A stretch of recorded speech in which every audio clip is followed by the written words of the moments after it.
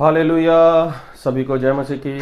मैं अमरीक जॉय आज एक बार फिर प्रभु पिता का धन्यवाद करता हूं कि प्रभु पिता ने समय दिया परमेश्वर के वचन आपके साथ बांट सकूं। मेरा YouTube channel Hindi Punjabi Bible study Amrik Singh, इस चैनल के ऊपर मैं आपका स्वागत करता हूं। अगर अभी तक आपने चैनल को सब्सक्राइब नहीं किया तो आप जल्दी से जल्दी चैनल को सब्सक्राइब कर लो, साथ में जो बेल आइकन उसको टच कर लो ताकि आने वाले हर नए वीडियो का नोटिफिकेशन, उसकी जानकारी आपको तुरंत मिलने पाए। आज का वीडियो आपके लिए बहुत ही खास है, मेरे लिए, हम सभी के लिए बहुत ही खास है। पिछले दिनों में मेरे घर पे मेरी भूआ आई। भूआ बोले तो मेरे पापा की बहन। जी हाँ, उसको आंटी भी बोलते हैं, उसको भूआ भी बोलते हैं। लेकिन मैंने इसके बारे में ऐसा बताया कि मेरे पापा की बहन और मेरी भूआ। तो जब वो आए तो उन्होंने मेरे से बात की, बोले आप आ जाओ, मेरे पास आ जाओ, मेरी गोद में बैठ जाओ। और मेरे से कुछ वो ऐसी बातें कर रहे थे जैसे जब मैं छोटा था तब वो किया करते थे।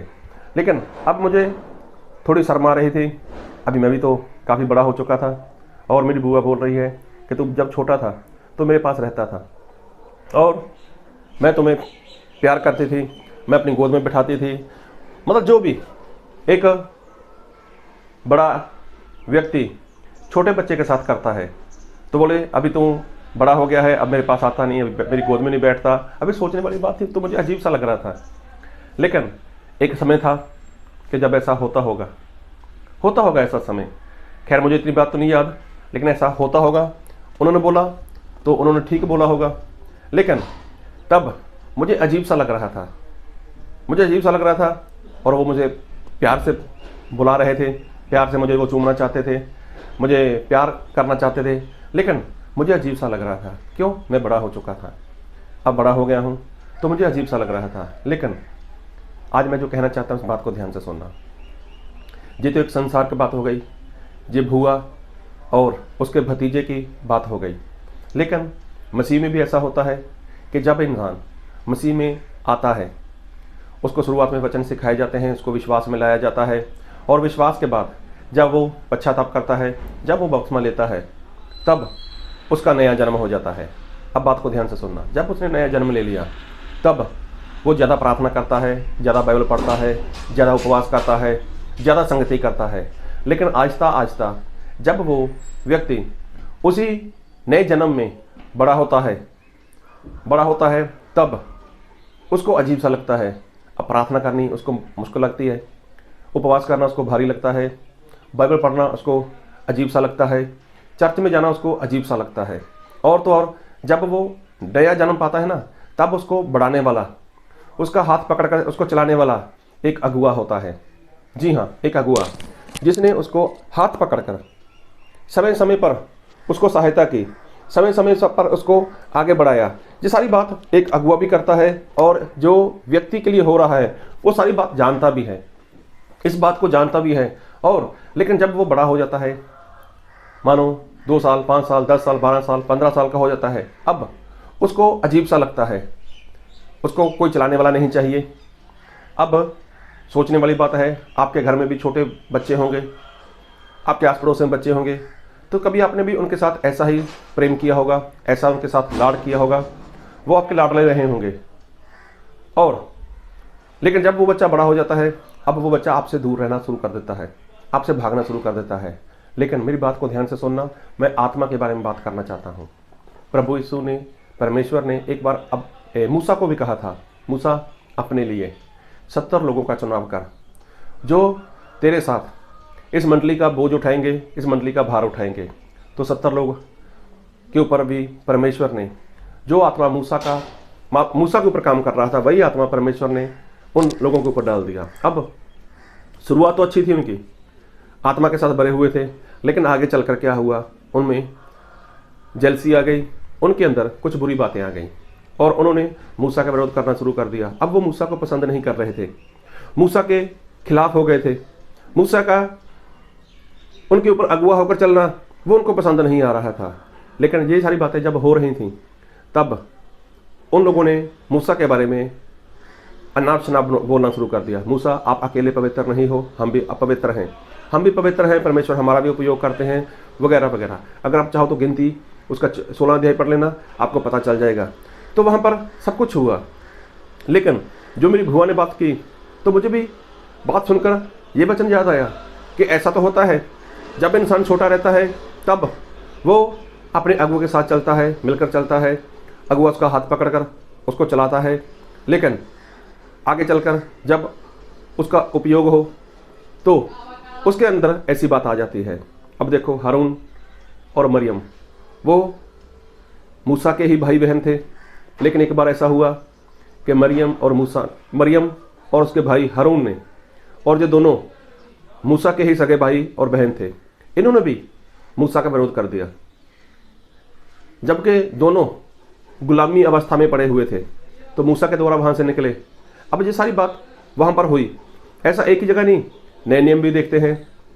नए नियम में पौलुस ने सिकंदर और हुमनियानस की बात की। वो तो दोनों पौलुस के साथ चलने वाले लोग थे। लेकिन अब पौलुस का उनके ऊपर, उनके साथ चलना, सिकंदर और हुमनियानस का, उनको अजीब सा लगा। उन लोगों ने क्या किया, पौलुस को छोड़ दिया और पौलुस से अलग हो गए।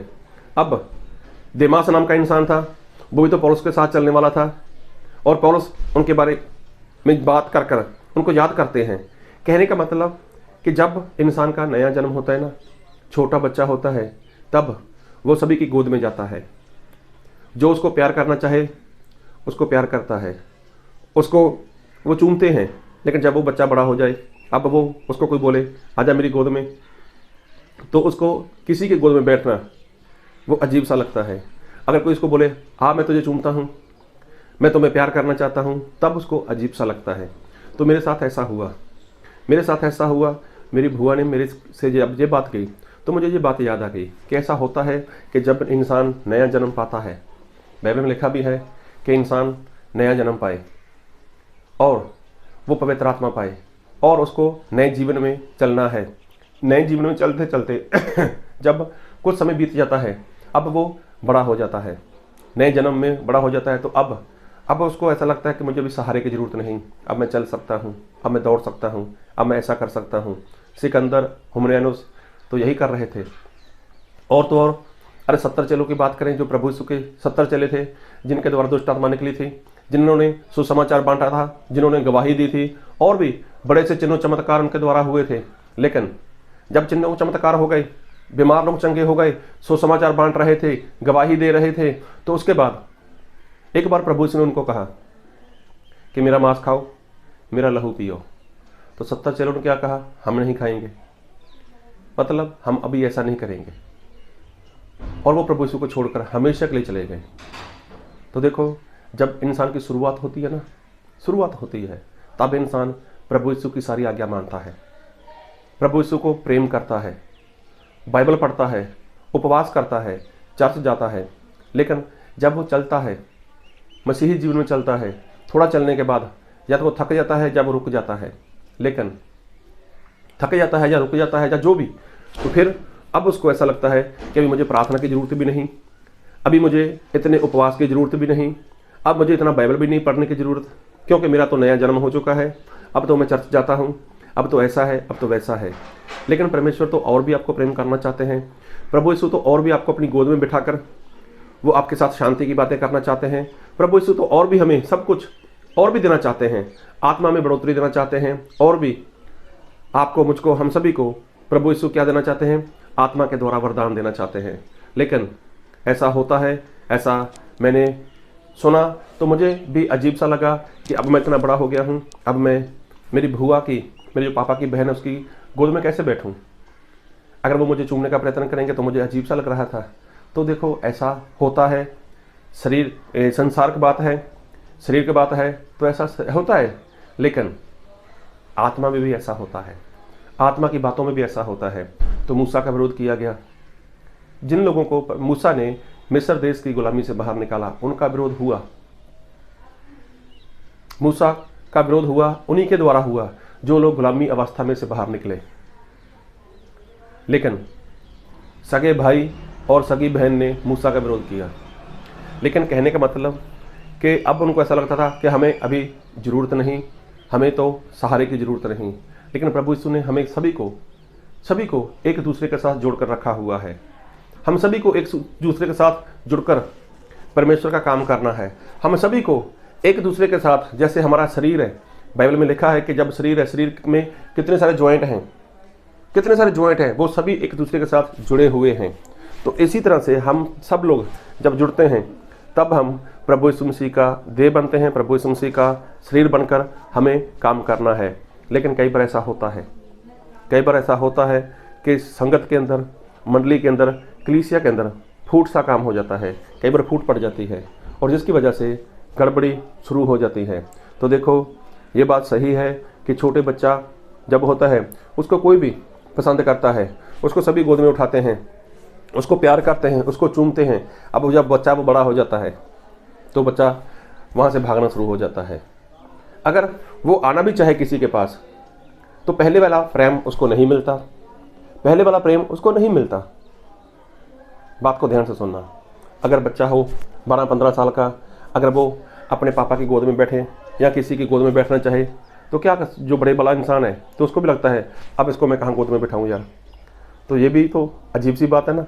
लेकिन परमेश्वर ऐसे नहीं है। प्रभु यीशु ने ऐसा कहा है कि मैंने तुम्हारी सूरत को अपने हाथ की हथेली के ऊपर खुरेद कर बनाया हुआ है। तो परमेश्वर हमारे उतना ही प्रेम करते हैं जितना हमें शुरुआत से करते थे। हाँ, संसार में ऐसा हो सकता है, माँ बाप, भाई बहन, भुआ आदि लोग, जहाँ तक सेवक भी, जहाँ तक अगुआ भी, ऐसा हो सकता है उसके साथ कि वो थोड़ा कम हो जाए उससे। लेकिन प्रभु यीशु ऐसे नहीं है। तो प्रभु आपको इस वचन से बहुत की आशीष दे। आमीन।